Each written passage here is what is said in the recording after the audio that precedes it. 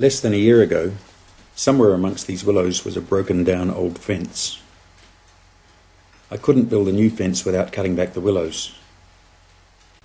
The steep hillside was covered with gorse and hawthorn and was only marginal grazing anyway, so it made sense to retire the whole area for wildlife, with the possibility of native timber in the future. After ripping out the willows, we made some ponds and planted the hillside. There are now 900 carex, flax and shrubs around the pond and 1,000 native trees on the hillside, including 200 kauri.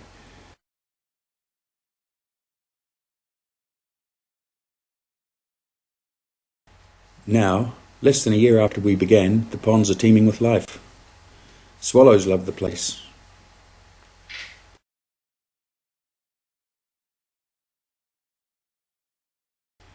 Dragonflies have been laying eggs all summer, which explains how this fellow got here.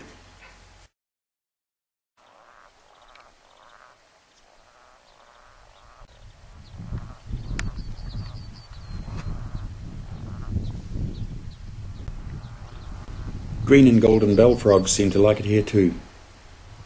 The ponds are full of tadpoles, presumably theirs. We have at least one resident kingfisher at the ponds, and a family of mallards arrived this week.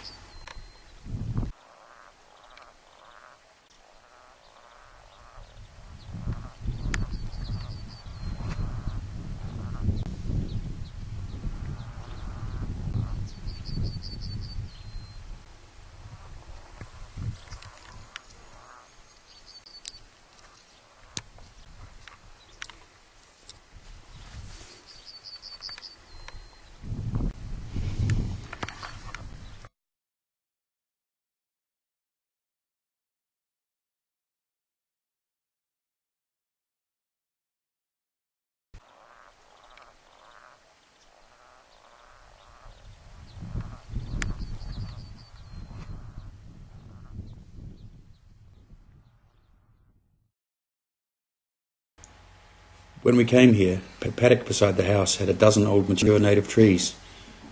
We fenced them off and underplanted with 800 natives. That was 6 years ago.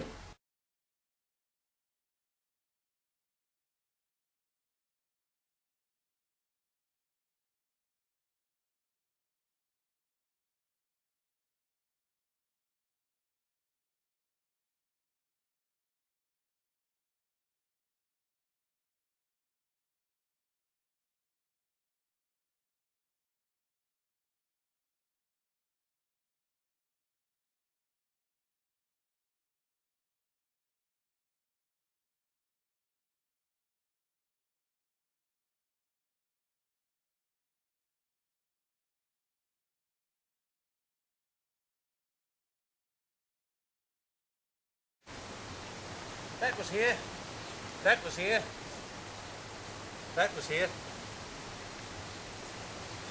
Everything else we planted.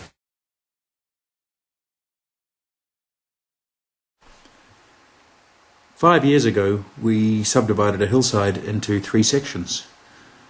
The views are fantastic and they all get all-day sun, but it's fairly exposed up there. Also, it's steep enough that we didn't want some idiot buying them and then trying to run a pony on there and destroying the hillsides. So we decided to plant them up with natives.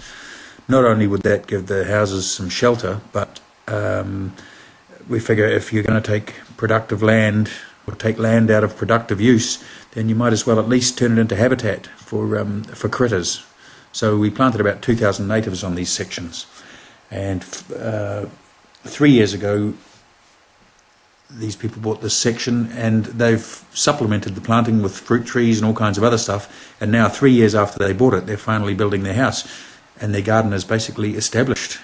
By the time they move in there, they'll be surrounded by bush and little groves of productive trees.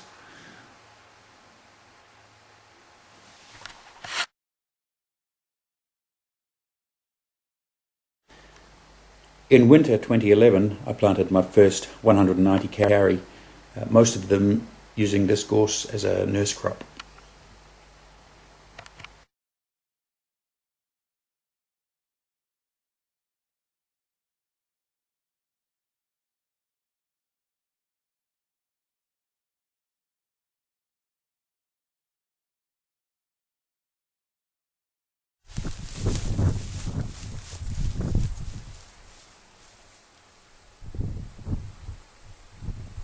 That's last year's growth, and that's this year.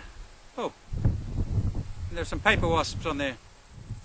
I cleared the gorse for a strip about 10 metres wide along the boundary fence with the neighbour, and I planted 2 rows of manuka so he doesn't have to look at gorse. This is our first farm, but it's not the first time that I've had to deal with gorse. For 18 years before we came here, I lived in Edinburgh.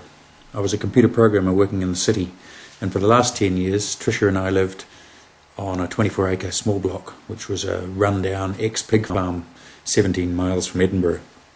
These are some before and after shots.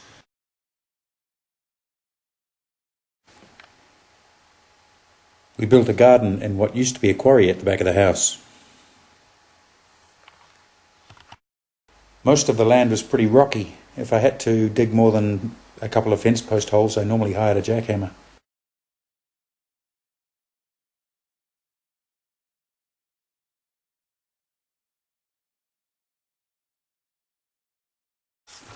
It could be quite cold in the winter.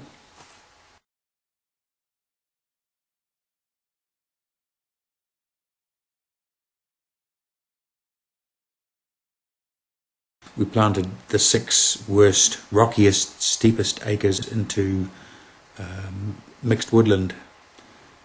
This last photo in the series was emailed to me last year from a friend who'd just been there last year, so he said that the gorse is now gone.